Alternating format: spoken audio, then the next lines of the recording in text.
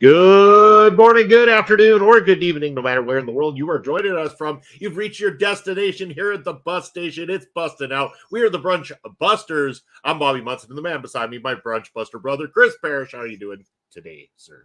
I'm doing well, and thank you to everyone who's already in the chat.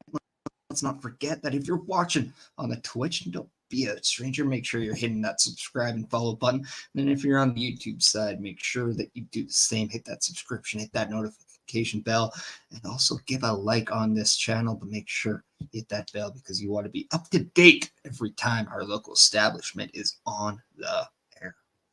It's also September. How are you right now? It is. It is. Yeah. September's a good time. It's a good time to sub. Save some money. Save like 30% off on new subs to October 1. It's cool. It's great stuff. I like saving money. Got to buy a lot of diapers soon, so I need that money.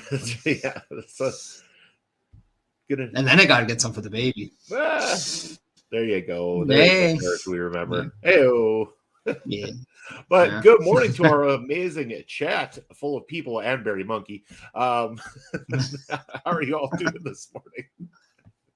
Yeah, we got a new person in, Melonhead. Good morning. Hello, everyone. Appreciate you. Let us know a little bit more about yourself and how you came across our local establishment. Happy to have you. And yeah, we got some good friends, like you said. Barry Monkey, happy Haynes anniversary. 57. That must be special. If I'm expecting lots of Hein food puns, let's catch up with the news type of stuff. Always glad to catch up with you there, Barry. And then we have our good friend Joshua Joseph. What's up, brothers? And you know what? We even have the people watching above us saying, making sure that we don't go too crazy today. But let's face it, we'll pay the fine later. We're saving the crazy for next Sunday. Yeah. Oh, man. That means I'm drinking next week, isn't it? That's right. Yeah. Next Sunday is the drinking day. Has to be. Yeah. Oh, okay. Interesting. Yeah. A lot to talk about this week. I mean, we got people coming and some wrestling stuff. In. We got people coming in. We got people leaving. We got people switching. We got a list that Jericho didn't even write, but Dave Meltzer probably did, and that's why people are mad on Twitter. And then we have people wanting to do more. We have fantasy wrestling going crazy because Dwayne Johnson said something. It's crazy. So we might as well start with I think what maybe Joshua Joseph said. Yeah, I think so. What Josh? Jade is going to the Performance Center this week. What? Josh, get out of our heads because that's exactly what we have right there. Jade Cargill is expected to go to the WWE PC this week. Grizzled Young Veterans have apparently finished up with their contract with WWE. And we're going to ask, what other superstars would you like to see switch brands? But Jade Cargill, big news as she becomes really the third, but really the second biggest name behind Cody Rhodes to go from AEW to WWE. As we can't forget about Brian Pillman Jr., who is signed with WWE. That's fair. No, this is good for Jade. I want to say that I'm not saying it's not good for WWE as well, too. Jade's got a look that works within professional wrestling, but needs a lot of work. And that's why it's great that the idea of she's going to the PC, there'd be an opportunity to work with some great professionals within the industry that can take the time, prepare, plan, and don't rush this. That's the thing. Just because Jade had momentum with AEW in the build and the way things were done, don't rush this. Prepare Jade properly, and you can have a star on your hands. Jade physically looks like a professional wrestler, has a great look for professional wrestling, listens clearly because there was development. There was clearly a big difference between Jade Cargill that debuted in AEW and Jade Cargill leaving AEW. So you can tell there's a progression there, and that progression could be taken even further. And if done right, Jade could be a star for the WWE. Yeah, and Barry Monkey, and you were on the same page, Bobby. So hey, the co-figure, hey, great minds think alike, don't we, Barry? As Barry says, Jade Cargill has a size. The look, sadly, still needs a lot of work. Oh, you said that as I was typing. Yeah. And then Joshua Joseph coming in saying this is great for Jade and her career in ring and to get more exposure for a pro softball team. But Parrish, it's easier to teach moves. Or is it? Is it? I mean, asking a pro of himself right there. See, the thing is, the moves aren't always difficult. It's knowing when to use them. That's the hard part that wrestlers need to know nowadays. But the one nice thing about Jade Cargill, she's been open about a lot of the help that she's been getting, putting over names like CM Punk, even helping her with just the use of a steel chair, and never having to use it. And Punk coming in, helping her know like how to safely do that, like how to properly do one. Bryan Danielson with a lot of the moves, helping her out, especially psychology, and then even guys to a degree like Chris Jericho. So she does listen well, and I think when she goes to somewhere like the Performance Center, that's better suited for development. That's better suited for her comfortability, simply because she clearly shows that she can listen. She's very determined to be better. And that's the one thing that the PC offers you that no other wrestling company can right now. And that is just 24/7 teachability. Like, you have everyone there. You can work on everything. And then whether it's in ring, whether it's promos, whether it's footwork, whether it's just cadence on how to be, how to look the part too, which is always important. As Joshua Joseph says, she is moldable, and that's 100%. And to go on your what you said with that, she has the look already for professional wrestling, and she does. Like, just imagine when she becomes polished, and you're seeing her and Bianca Belair down the ring, two absolute freak of natures in the sense of how crazy of an athlete they are going at it, or maybe even with Rhea Ripley, who is just on a different level right now. But the matchups you can get with the women right now. You and Josh are thinking alike by that same comment right there. But I mean, really, Rhea versus anybody at this point in time. Noob, good morning. Yeah. How's doing? This week has been an amazing week in wrestling from the merge. You're revealing all of our topics already. Yeah, we'll get to everything. People are excited, but isn't that what we want? Though we want professional wrestling to have newsworthy content coming out. We want to be able to watch everything. Like how crazy. We got a show as well too. Good morning to Astrid as well, too, joining us up in the chat. Morning, Astrid. How are you doing today on this lovely Sunday? As only imagine. I'm being invaded by the Munson cat, number one. Tell Stacey Carter to get off you. Cat people. Going with the cat. See, here's the problem. We're talking about Jade Cargill, and this cat's name is Jade, so she hears it and figures we're talking about her. So she needs to be the center of attention. That's fair. Yeah, that's fair. Right? Typical kitty behavior. But yeah, no, just it's always good to see people taking a chance on themselves. Like we heard about this, and let's not mistake the fact that Jade Cargill was absolutely phenomenal from day one to her last day in AEW. She did a lot of growth. She made a lot of people go from, oh my God, another Jade match to, oh my God, another Jade match. Yeah, like she really turned heads on the perception about her matches. And this is what I'm excited for too, when the time's right. Yeah. Really just she needs something that's not a title to make her important right now. I don't know. Just seems like there's nothing really going for Charlotte right now. But yeah, maybe Jade Cargill is that person. That's what happens when you've been everywhere, beaten everybody, and done everything already. Well, especially when it's forced, too. 4. Oh, you're telling me Charlotte could having mop the floor with 99% of any wrestling locker room. You're telling me that 14 title reigns in like a span of Charlotte would even pin your ass to the mat.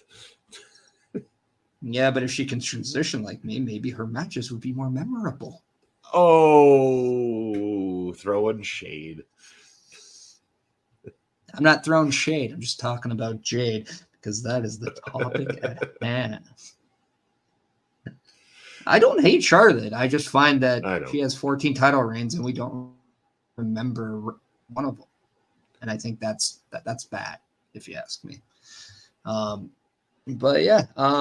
Yeah, and then also in that topic there, we have the Grizzled Young Veterans finishing up with WWE as rumors are speculating that they could be AEW bound. I know that they are a very solid tag team. They're one of the tag teams that, again, just like the Revival, hard to expect that why WWE could not find a good place for them. But sadly, they're out, and now maybe they will go to AEW, and I will get my Grizzled Young Veterans versus Revival match in the form of FTR versus whatever they decide to be called in there.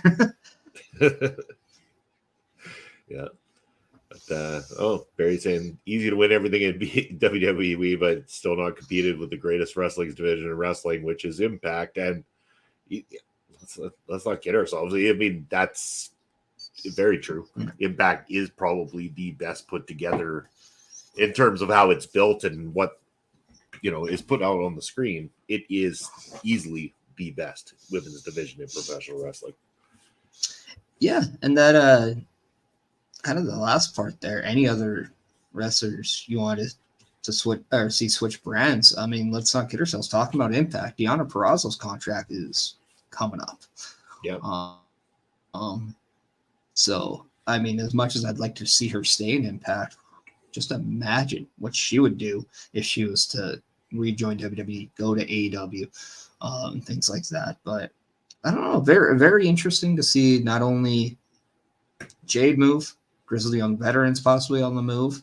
You can only expect that in 2024, we're going to see a lot more people potentially move. The contract war of 2024. Here it comes. Yeah. So, and WWE is reportedly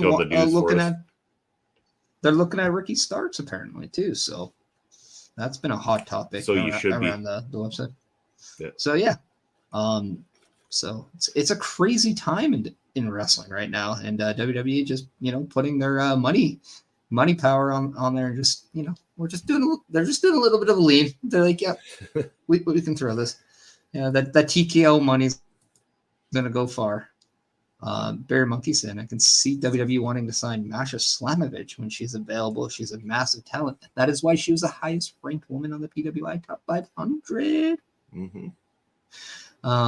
As Joshua then mentions, this pretty much the same thing. The Shield took 3 of the top 6 in the Sound like a segue. Yeah. So Schindler, screw him, because Busting Out wants to talk about another list here.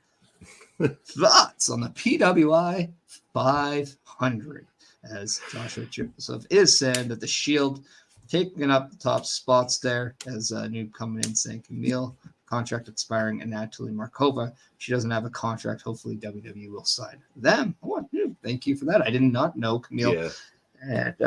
And Camille finally lost the NWA Women's Championship that she held for 700 and something days or so. It was well over 2 years.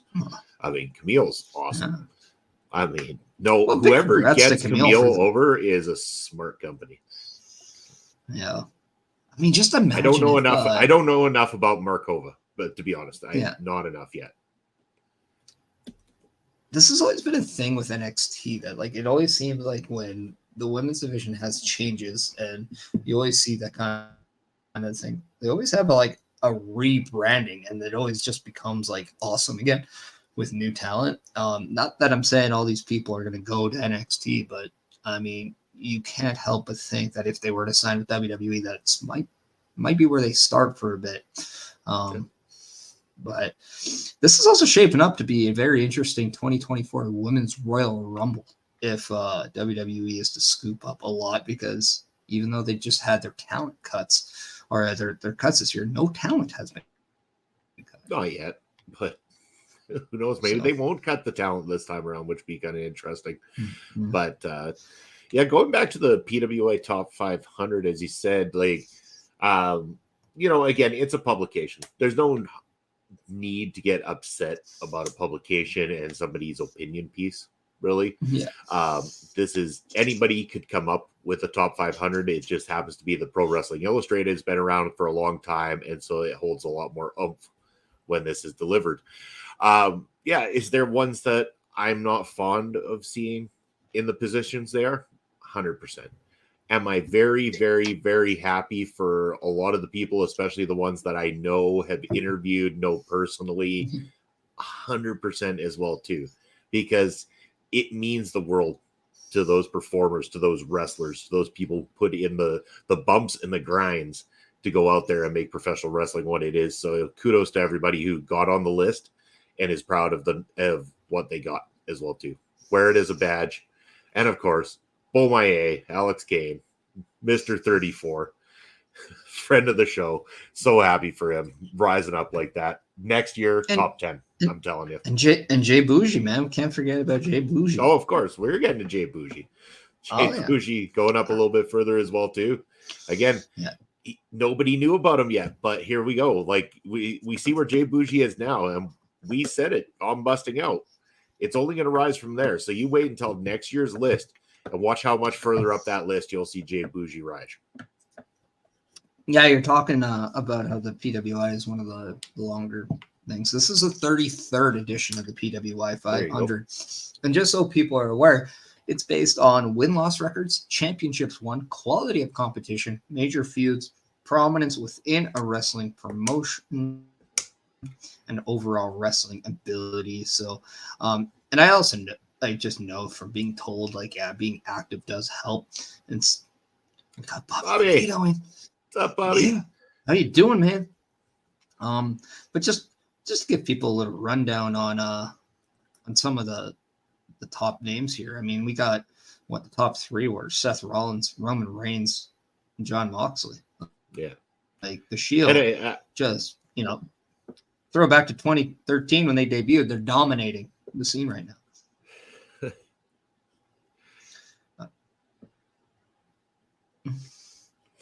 But again, one of the criteria being predominantly on television, being used, being utilized. I'm assuming that's why. Again, I get your point, Josh, because he really hasn't had a whole lot of matches unless they're out on the house show circuit. But I guess just being involved in the whole bloodline story angle is going to probably rise your prominence up that chart quite high. Well, and that's just it. You look at three of the major categories there: prominence within a wrestler's promotion. Is Barry Monkey saying something funny? No, it's Josh. No,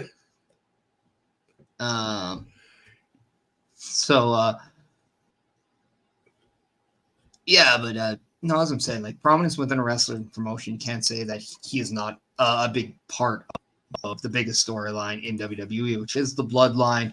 And then major feuds. Yeah, that's the biggest story in wrestling right now for the last year was the bloodline. And then quality competition. Well, since he came in, he was only fighting some of the best people there.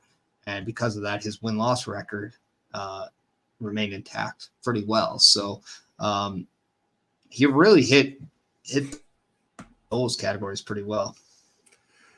Josh really busted up about this solo Sikoa position. Stand in the background, let Paul speak for you, make mean faces. Hey, whatever gets you paid. Yeah. I mean, he's collecting a check and he made it into the top 40s. Solo is late. Were Alexander Hammerstone and Richard Holiday in the PWI? Good question. I did not hear about either one of them. Hammerstone, I would imagine, has to be. Holiday, I could understand not, because he just made his comeback not that long ago. So there's a very good chance that because of that, his standing didn't happen within the top 500, but Hammerstone, I'd be surprised. Let me have a look here. Yeah, as you're doing, like, I know Mance Warner is on the list, so like I can't begin to like doubt that Hammerstone is not on. Yeah, he was number 18. Actually. Yeah, he went up by 6 positions actually on that one. So that's to answer your question there on that. As terms of Holiday, I am not aware of that. Obviously, we're not going to remember 500 names, but oh yeah, he's 276. Okay. I'm a lot quicker on this than I thought. Not too Don't bad. clip that. I mean, he obviously he dropped because he was 108 last year, so it's a drop for Holiday. However, again, you can understand the circumstance with him being away most of the year because of recovering from his chemotherapy, his cancer, and everything like that. So to still make the list that high means that there is a lot of faith in Holiday and what to expect from Johnny Swinger in the top 500. And Barry, your obsession with Johnny Swinger is just mind-boggling. Just go check it out. I mean, it's very clearly online anywhere you want. So, yeah.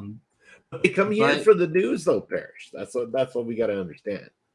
Yeah, we're talking about the list.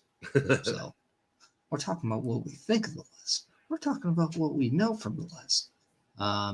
But yeah, I mean, any big things, like any big kind of changes you would have made to it? Changes that I would have made to it? You're just trying to squeeze me for this one. I mean, I wouldn't rank Orange Cassidy high, but that's me personally. I know that he made the top 10, and you make the defense that he's being utilized, he's in matches, yada yada. It's not my cup of tea. So again, if I were ranking this, of course, Orange Cassidy would not rank for me. John Moxley wouldn't have made third if I was in charge of it too, because for me, somebody who kind of has a laugh at professional wrestling, winks at the camera, has to blade all the time, and just has this general, in my opinion, crummy attitude about the business in general, or at least about how it should go together, kind of irks me on a personal level. So I wouldn't have ranked people like that high. But again, I would rank guys like Alex Kane higher, personally. But I also have a personal connection to having interviewed him a couple times, really appreciate his work. And again, Jacob Fatu is another one, like 56. Like this guy should be ranking top of these lists. Like, he is phenomenal. He just hasn't had that pickup from another company just yet. And when he does, of course, that number, I think, will skyrocket.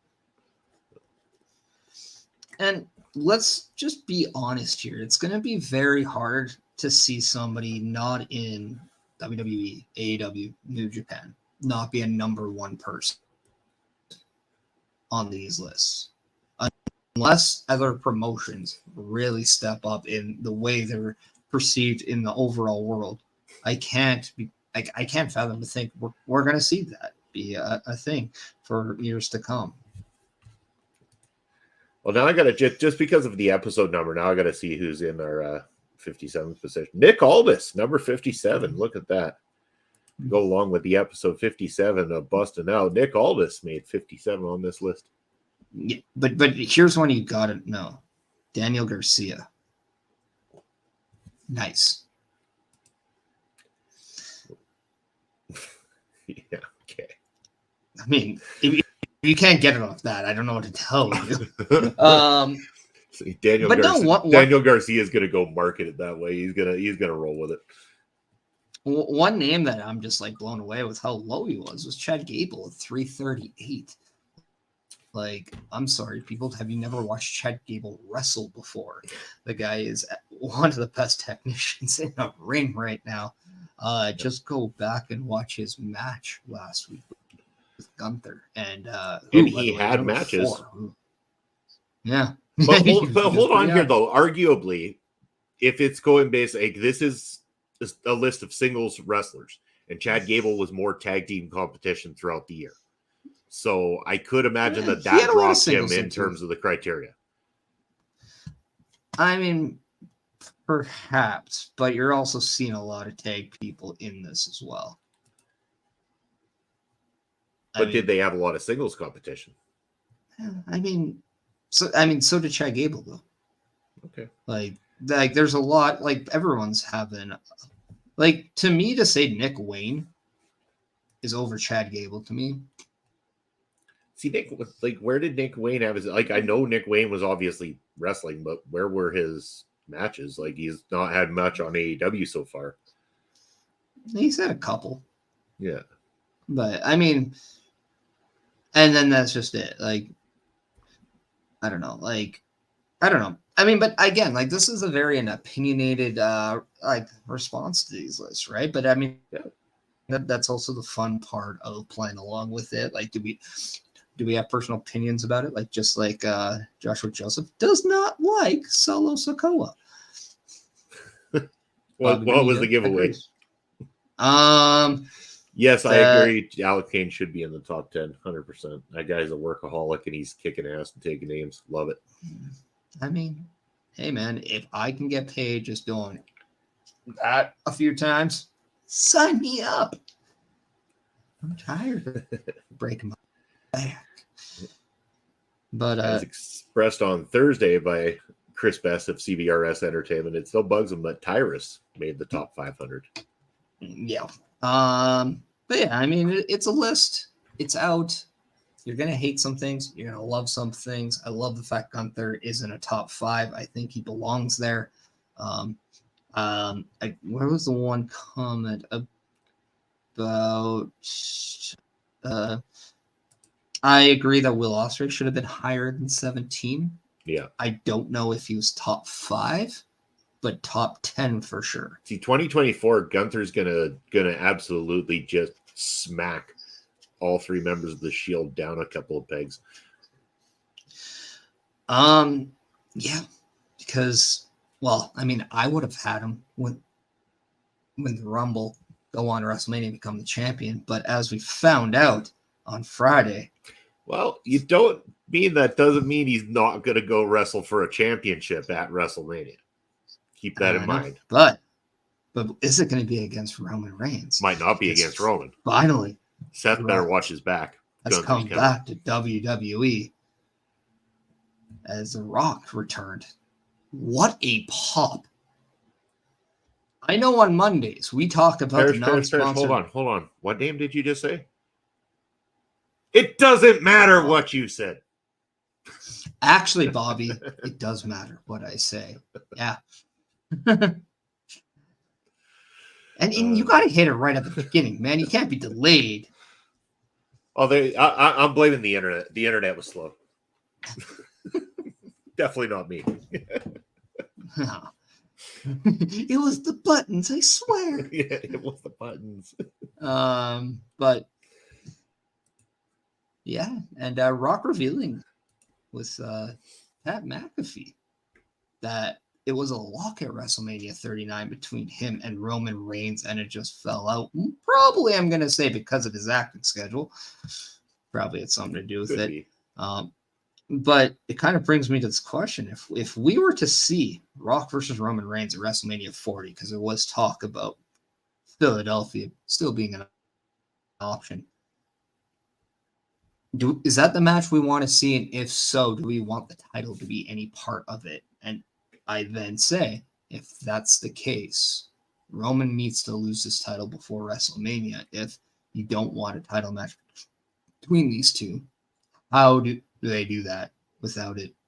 Because I think ending Roman Reigns' title reign, not at WrestleMania now, kind of a wasted opportunity. That's the difficult position they've put themselves in. Do you allow him to hold on to it and have the title involved up against The Rock, making it even that much more? I mean, it's been very clear that when The Rock has openly spoken about the potential of this match, is that the idea is for him to put Roman over. So do you go into this thing and leave that little bit of a doubt if the title's not on the line, if there's no title involved, that there is a chance The Rock could be victorious in this thing? Or do you go into it with the obvious title match on the line and just go for the overall hype of having The Rock at WrestleMania, putting Roman Reigns over in the main event? And even still, then you've painted yourself another picture here, Paris, because you're saying if you don't have him lose the title at WrestleMania, you now have to go forth with the idea that that Roman has to carry this thing for a whole other year, potentially, before losing to somebody else, which really then stands to see if they're going to use him enough to make it worthwhile, or is he going to become very mute in the background so that the title can stay on him and avoid injury? There's a lot of factors in that whole thing. But either way, I think it's the match people want. I think the people want to see it. Of course, the people want to see it. It's the people's champion. And of course, they want to see the people's champion at WrestleMania and against Roman Reigns. Damn straight they want that. I'm not going to lie. I want to see the match, but I just don't care enough about it being for the world title. I'm sorry, but when I saw The Rock and John Cena for the title, I'm like, why? It doesn't. I don't care about that being a title match. I look at it as a larger than life kind of dream match more than less, right? And I think, and I know WWE sometimes goes too big and they do too much to make it bigger. They've done that. I think too, like this bloodline story is all they need. The Rock does look old. He's in his 50s, man. 51 to be exact. Let's put you at 50 and let's see how wrinkled you are. Watch what happens when I smile. And I'm only 40. Well, so yeah, and like it's weird because there's people like Cody Rhodes, there's people like Gunther, there's even LA Knight kind of hanging in the back there who you can tell the push is happening with him. Yeah, but at the same time, that only benefits pro wrestling and WWE. Mm-hmm. Like let's be honest. If they want to end that strike right after WrestleMania, I'm okay with it. Barry, I only look 12 until I smile, because then you start to see the age lines coming in at that point. Bobby, it's the other half of you that looks 12. Okay, you're a funny man. Moving on. Those tiny legs. Couldn't even tell if you were frozen there, if that actually was just you smiling for that long. I was smiling because I wanted to see your reaction. Yeah, it was a bad shot. I'm sorry. But yeah, no, I mean, overall, I mean, the one thing I do want to add to this is, my God, Austin Theory is just getting all the names to work with, isn't he? Worked with John Cena, worked with Rey Mysterio. He works with The Rock. He even did something with Stone Cold. Like, the guy is just groomed to be the man in WWE down the road, isn't he? Yep. Obviously, if all of these top people want to work with him, they see the potential in him. Otherwise, they wouldn't bother. If they saw no potential and no way that it was worth their time to go and try to even put someone like this over, and I say putting them over because of the fact that they're doing the segment with them in the first place. They could choose not to at all, say, no, to hell with it, this kid's going nowhere, but that has not been the case at all. Yeah. Also, let me just back to this comment. The Rock looks old, but dude, that spine buster was clean. Oh yeah. That was a nice one. He looks slow running the ropes, don't get me wrong, but I mean his gas level's probably not there either. So he never really was like super quick running the ropes though, compared to some people. Like he was quicker than that though. Like definitely quicker than that. Well, certainly, for sure. I mean, but he's a tall guy, right? Like he doesn't have to step as much. Like, so the older he gets, does it then become the most geriatric move in sports entertainment when he gives the people's elbow? I mean,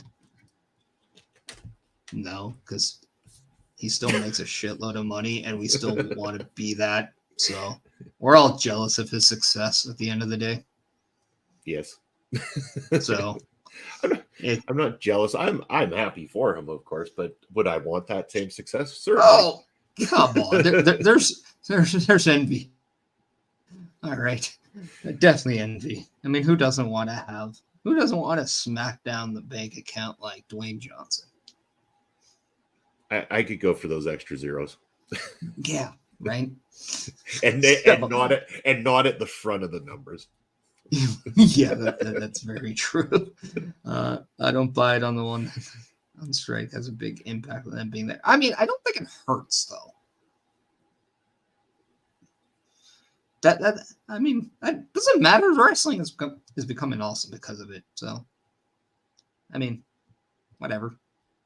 As long as pro wrestling benefits, who gives a fuck? 3 nights of WrestleMania for you now. Well, we have Legends. I mean, we have Legends Night on Friday evening. You might get 3 nights of AEW because they are expanding the pay-per-view schedule to 24, accommodate the moves to max. Is there a point where it's too many pay-per-views or PLEs? Because AEW's PLEs, pay-per-views, already go 4 hours long. Man. Because, from the belief is that they're going to do 1 a month moving forward now. Yeah, and it gets to be, that to me is getting to be too much, and I already think that of WWE. I find the hardest part for me as a wrestling fan is, okay, I can deal with 1 a month because I've stopped watching weekly television, but if the expectation is to watch a Monday show, a Wednesday show, a Friday show, and then still have a premium live event every single month, you're really regurgitating the stuff you've done on your weekly television programs over and over again. So that's why a lot of people, probably like myself, don't tune into the weekly programming and tune into just the premium live events. It's going to become the same way for AEW. The more you keep cramming out there, you're going to have your niche audience that are going to watch all the time because they're going to watch religiously, or they have a channel where they review it. So they're going to watch every single thing you put out there, granted. But at some point, the other people who, can't keep up with that schedule, maybe don't have access to, or well, not access to, but don't pay for Max and then have to pay for pay-per-views. And it gets costly, especially if you're going to have one every 4 weeks. Now, all of a sudden it's $60 every 4 weeks coming out of your pocket for this kind of thing. I mean, sure, granted, you could go get a Max subscription. I don't know how the AEW pay-per-view schedule with Max is going to work, if you're still going to have to pay a fee towards that or not, but we'll wait and see. I feel it's too much. I think every 6 to 8 weeks, personally, would be better. If this is done to help separate your AEW content from your Ring of Honor content more, I can get behind it. Sure. If we're going to have Ring of Honor pay-per-views and AEW pay-per-views, and we're going to stop this inter-promotion thing and actually treat them as separate entities, okay, I'm on board with this, and I think that's good. But if I'm seeing 900 titles on a show, and then I'm seeing 17 matches on a pay-per-view, and 15 of them are titles, and the other 2 are titles that Tony Khan now wants to just create, then I'm sorry, this is just too much. It's one thing with WWE with having a world heavyweight champion and an undisputed champion, and I can get why people don't like that. But then now you're saying we got a Ring of Honor champion, an AEW champion, we got an international champion, we have all this other things. We have, multiple women's champions. I think they have 3 now with Ring of Honor, TBS, and the AEW. Dear Lord. And we already know that they're not going to put 3 women matches on the show. We know that much. even with the extra availability, 1 per card. That's the Tony Khan way. Oh, it's just talk about his con do's and con don'ts. Putting women on the show is definitely one that he cannot do. But I don't know. There's just a point where unless there's a bigger picture here, then if it's what we're expecting, because we're wrestling fans, we're petty, we know more than you. I don't know shit. No, just wrestling fans in general. The IWC. What's a wrestling? But at the same time, I do sometimes wonder if the IWC does know more. Some promoters, but I don't know. If it helps them grow and be better, awesome. If it helps separate the two, awesome. If it's just there just to drown you out of content, no, don't need it. Yeah, I agree. I don't know if there's anything more I can add to that. Like, nope, just don't need it. But yeah. So we're you know what we do need though? I think we need some calendar love. Well, I think people need a break. I mean, we've been going pretty hard for the last 46 minutes. 41 if you don't want to count the 5 of intros. We get it, people. Get it. If you need to pee, you need to poo. You need to get a drink. You maybe need some time to go over to our good friends at Rogue Energy to place an order, or you can do it at Rogue Energy. That was a weird Rogue segue, by the way. Yes, but it works, so shh.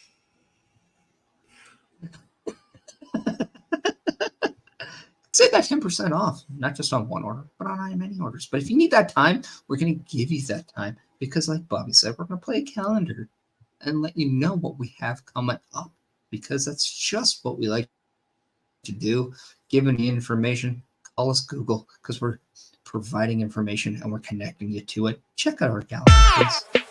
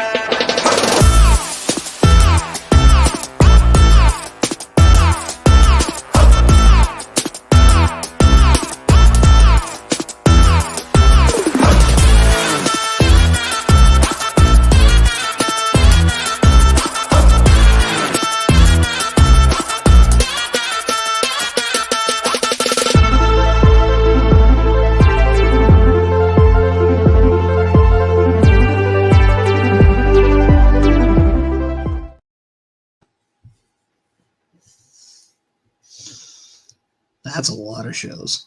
It is a lot. And that's just the standard regular weekly program, not counting all the extras, the gaming streams, all that kind of stuff and fun things that we do here on the channel. I agree. Rampage should not be on and ROH should be on Fridays. I think that would help with the separation of the two brands. Yeah, I was really hoping Collision was going to be a Ring of Honor show. Like that just would have been an easy transition. But yeah, like I don't hate that. We do not condone even the joking part of the first part of this message. No. Bad JJ. Even didn't Lawrence Taylor even say in The Waterboy, don't smoke crack? That's right. Listen to LT. Service announcement from the Brunch Busters. I mean, we're not the crack busters. We like food, brunch, like breakfast, later part of the day. It's great. No, that's just brunch is just the meal between breakfast and lunch. Yeah, I know, but it's a reason to eat pancakes at like 3 in the afternoon or something stupid too. I mean, let's not kid ourselves. Like if I want some French toast at like 1 p.m., I'm doing it, and I'm gonna call it something just so I don't look weird. Then at 4:20, you have to have Lupper right before supper. No, you just have to have anything that's grass fed. Well, I'm usually grass fed. See, that was a good one, huh? Yeah. But yeah, also just we all just like to take some time. We're talking about September. If you're wondering where our socials are, if you're new, I know Melonhead might not be necessarily aware as they are new, but go check that out. We do have a goal on our Twitch to get to 230 followers. So if we can help us get to there, we very much appreciate it. We're 7 away from 300 on YouTube. So I mean, who doesn't like to hit some milestones once these times? It's also a good restaurant up where I am. But, I mean, let's keep it in here. Chris Betts had pancakes for dinner. Well, I had eggs for dinner. And that's not weird. Mhm. You're weird. Oh, Bobby. Now, if there was that Cena joke, where is that comment? There we go. There we go. See, I'm not the only one, people.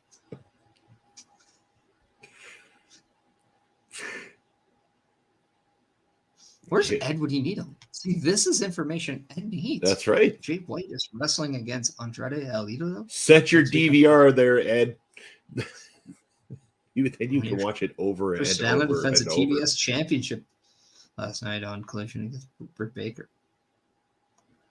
I mean, that'd be good. But so were you, Bobby. You were watching that match too, as I know from the comment. Were you with Julia Hart, as opposed to Julia Gulia, was wrestling last night too. Oh dear. This kind of brings us to a something that we're going to try out here on Busting Out. It's a little fun thing. We're going to call it Debate or Bust. Take two things that we say, what is better? Or is it something that you want to debate on? Or is it something you just want to bust? And the thing is Nia Jax's return to the WWE versus Becky Lynch winning the NXT Women's title. You can have your opinions on this, but what say you, Bobby? Well, man, Kevin will probably start hating on me for this, but I'm going to say Nia Jax's return because I think that the women's division needs some more competition. And despite what people might think, I guarantee you Nia's been working on things and getting prepared. I think that her and Rhea could actually be something great for Rhea coming up here. So I'm going to go with Nia Jax's return, and mainly because Becky Lynch on NXT, I feel it's unnecessary. I know working with Tiffany helps put Tiffany over, but it also meant Tiffany had to,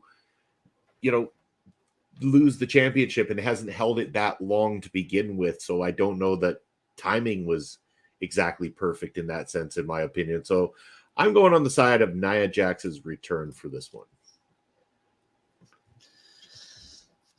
See, and I'm going to go with Becky Lynch winning the NXT Women's title. I think it does a lot of things in the process. It opens up a spot on Monday night for other women to get that TV time, get that opportunity, as we're seeing a little bit more time going towards the women's tag team titles right now. We're seeing Chelsea Green wrestling a little bit more. We're seeing Shayna Baszler and Zoe Stark kind of forming a team. So it's giving some opportunity there, and I think that's a good thing. Getting new stars in the limelight is always good for your division, good for your depth. And I think what Becky Lynch does provide with people, no matter what, she's been elevating people lately. She helped with Bianca. She's kind of helped Trish become like Trish again.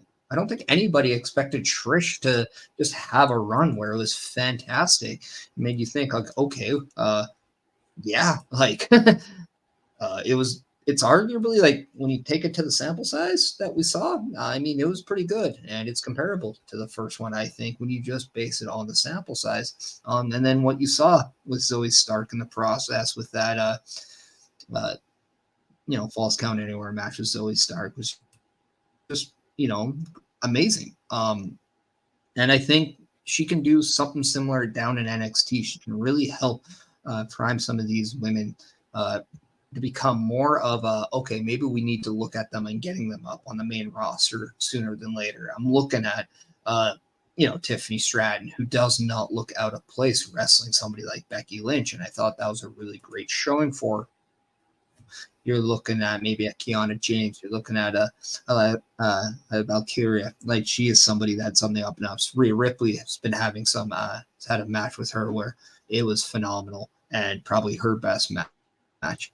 And then you got to look at just like, other people, maybe like Roxanne Perez or a Cora Jade, and just see, okay, maybe is it time for them to kind of take that next step and work on somebody with a Becky Lynch could do just that for them. Yeah.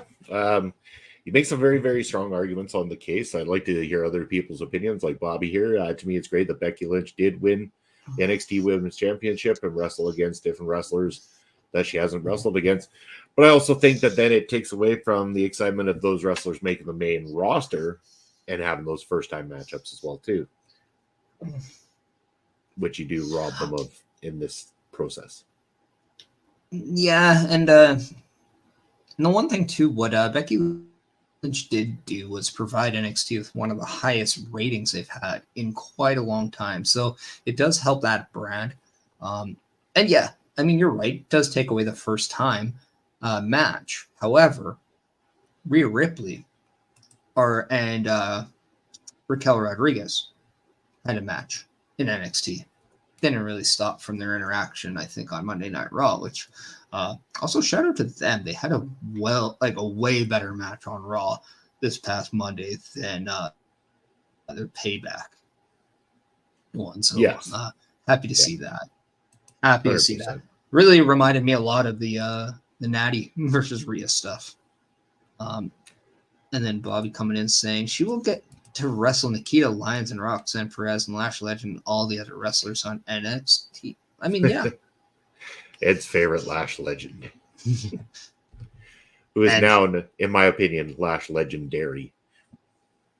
But you got to wait for it. Well, it's Lash.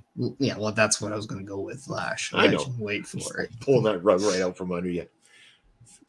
How dare you? Mine. Oh, that's selfish, Bobby. You know. You going fishing because you're selling out right now. But no, I mean it's fresh. At the very least, it's fresh. And I mean, do I want to see another Becky versus Rhea? No, save that. Like, save that for WrestleMania where the payoff is large. Yeah. Do I want to see her and Zoe or Shayna or whatever? No, we've seen this stuff already. Do I want to see her do something with Chelsea Green? Sure, but not singles. I want to see what Chelsea and Piper Niven do with these tag titles. I'm invested in what they're doing. Not to mention, don't wreck Samantha Urban's Chelsea Green for me because that's fucking hilarious. I love it. It's true. I mean, at the end of the day, at least there's attempts to give you something different, give you new things, and they are putting investments to the people in NXT. I mean, we saw Grayson Waller get to work with AJ Styles that kind of help them get ready to that main roster. We've seen Baron Corbin down there now for the last little while, helping with Braun Breaker, who's been working with, the Dolph Zigglers in the past. And I'll go down to that path. Dolph Ziggler winning the NXT title did not do any damage to Braun Breaker. In fact, it actually made Braun Breaker look more in the eye of, okay, maybe he is ready now. And he is probably going to be a main roster call-up in 2024 to the point where, he's not like, you rather overtrain, like it's not overtrained, but you rather have somebody get more practice than not. True. Yeah. And if somebody's like, oh, they've been ready forever, opposed to not ready at all, there's a completely different meaning to those statements. So I don't know. I mean, time will tell, but I mean, I don't think just because she won the title, it takes away anything from Tiffany, because who's to say if Tiffany's going to be a champion more or less on the main roster? True. But also to your point though, Nia Jax. It's hard to get that heat on a. You enjoyed my whole argument. You did. I don't hate Nia Jax. I don't buy this she's unsafe crap. I think that is really just, one, shit happens. It's wrestling. People get hurt all the time. I came to the defense of Ridge Holland. I'm going to come to the defense of Nia Jax. Was she the most polished? No, but I'm going to go back and say when her best run, in my opinion, was her NXT run where Triple H was overriding it, overseeing it. there to help her out. I think we're going to see a lot of the same thing. Agreed. Yeah, no, I mean, she's got the right person in charge now and everything like that. Let's find out where this takes us. Again, we need some tough competition for not for Nia Jax, but for Rhea Ripley. And Nia Jax presents a whole different ball game here for Nia. Or for, again, I said Nia, for Rhea. And again, it makes for intriguing television. If it didn't make for something intriguing, people wouldn't be talking about it. Well, and that's just it. Like, we're seeing a lot of dominance out of Rhea Ripley right now. Why? Because we just don't envision anybody with the capability of overpowering her and stuff like that. But now you look at Nia Jax. Okay, Rhea Ripley gets physical with the men. Well, okay. Well, Nia entered the Royal Rumble match. So is she. From a visualness, this is somebody that is bigger than Rhea Ripley. This is someone that is not going to lose the power battle. Not someone who can't go shot for shot, toe to toe with Rhea Ripley. So it creates that different element for a match here. This to me would have been the perfect match for an EOS guy to cash in on. Let two big people beat the piss out of each other and then just come in, clean it up, leave. But only issue then is that you have a pissed off strong person back after you. Well, you have two after then. It's kind of when Rollins won the title at Mania, and then all of a sudden he's like, "Oh, next time, oh shoot, I got Roman and." There's Brock. I'm gonna run. I'm gonna run. So, no, but I mean, it's great. It makes for great TV, and I'm very interested, as Bobby said, very interested to see what they do, how she's viewed, and well, imagine a segment where Dirty Dom is in the ring with Nia Jax. Nobody's gonna get a chance to speak then.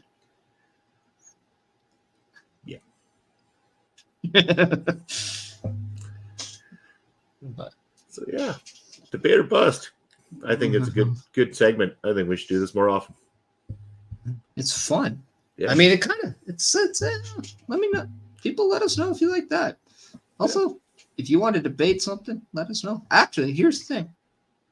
In the comments, go debate -1, bust -1, debate both, bust both, whatever you want. Let us know in the comments what you choose, because in my head I was like gonna be like, oh, we can debate Nia, and then I'm like, no, let's just go debate Dash. That's better. That's better. It works out well. No, we're probably gonna skip next week. Yeah, next week no debate or bust next week. Why would that be? Do we have something important coming up next week? Oh, yes, we do. Yes, we do. Let us know, Bobby. What do we have coming up? We have got the Golden Busters. We are going to be celebrating officially 1 year of busting out. It's not quite 1 year here at our local establishment. That's coming up in October, but of course, Parrish and I started busting out.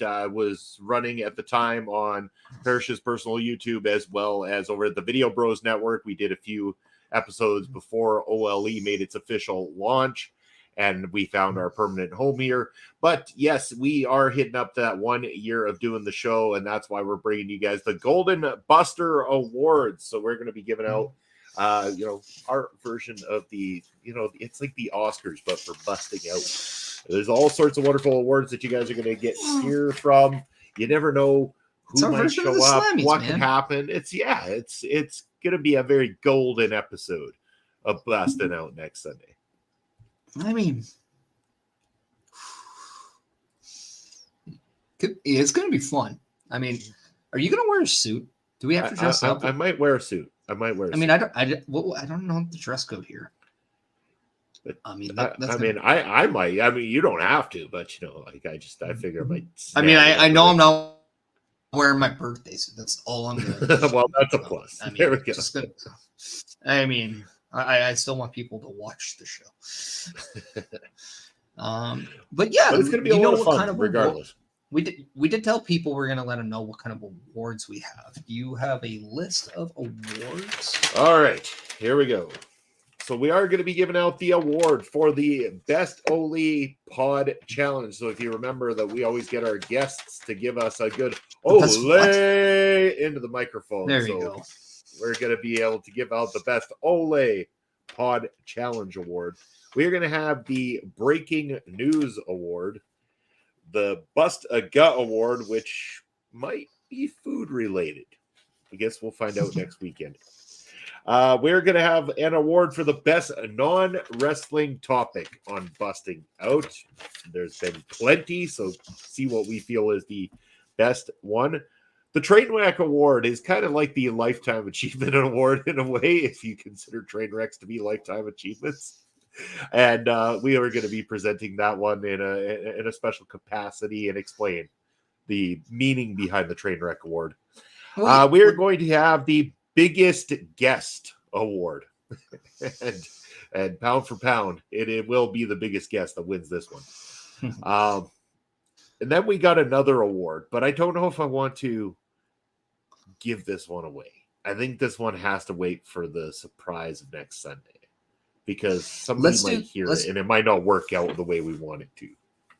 Yeah, and that's fair. I mean, we got to have some surprises here. That's right. But also just to give a little bit more on the train wreck, and when we say it's kind of like the Busting Out Hall of Fame. If it's kind of the Achievement Award. We say we're going off the rails, and what happens when you go off the rails? You usually have a train wreck, right? And that's just what happens. It's more of an indictment to the impact of helping us go off the rails. Keeping it the theme of the show. Yeah. So that's kind of why it's called that, just so people are aware. Bobby coming in saying, Angelina Love. Hey. She once gave me her phone number. I was at the Ring of Honor tapings last night and wrestled against Athena. Interesting. Perfect. Yeah, I just wanted to throw that in there because, Yeah. Maybe might as well. Fun, It was actually done for a rib, but it was also really funny. I'll let you know after. But yeah. So all right, Bobby. Anything else you want to talk about? I got nothing else for you guys, to be honest. No, I think we covered a lot of the big stuff, and there was big stuff this week, so it's been a plus. It's been a good episode based around that, and just loving the general flow of what Busted Out has become in this 1 year time. Who knows where we'll be at 1 year from today, and how much the show will expand and change, and what kind of guests we're going to see over the next year of Busting Out. Looking forward to it. Looking forward to adding more of our random episodes throughout the year as well too. They're always a blast. Yeah, and we just want to take this time to say thank you to everyone, because without you, we wouldn't be able to grow the way we have. We wouldn't be able to have this much fun, and it really keeps us invested in trying to make the show better. Obviously, we have evolved in some visual things. We have done a few different, in the last year, we didn't have breaking news at the beginning. Yeah, That kind of came about in the beginning thing. We've changed our intro graphics a few times. Now we have that debater bus. So even 57 episodes in, we're trying to make this a better show, not only for us, but more importantly for everyone else in the chat, because we appreciate you, and we know we wouldn't be able to do this without you guys. And that's why we like to always ask you, when you're new to the channel, how did you find us? And tell us a little about yourselves, because, we're the family of Bust, and that's just the way it is. You're stuck with us, whether you like it or not. And in honor of our good chatter Barry Monkey there, we like to catch up with all of our viewing audience. You can relish the opportunity. Got that in there for you. Just so you can relish the opportunity of us going off the rails every Sunday. Yeah. Hot dog puns. I actually kind of want hot dogs now. That is true. Yeah. And because I believe Melonhead saw you coming from Get the Tables, I only think it's fitting that since they're on, we raid them. I say we do it. Let's raid Get the Tables today. If you're on the Twitch side, we're going to be raiding Get the Tables, so make sure that you give them a shout out. As a Saints fan, I'm going to tell you he's a Bucks fan, so boo them if you like. Probably won't because you guys hate me, but it's all good. But yeah, you'll be on there. Give them a shout out. Let them know who sent you. It is Ole, it is Chris Parrish and Bobby Munson, and hope you have fun there. As for the remaining people on the YouTube, this is a great time to still hit that like button. Hit that thumbs up, hit that notification bell, make sure that you get subscribed to all the future comments, and that notification bell will alert you every time you do so.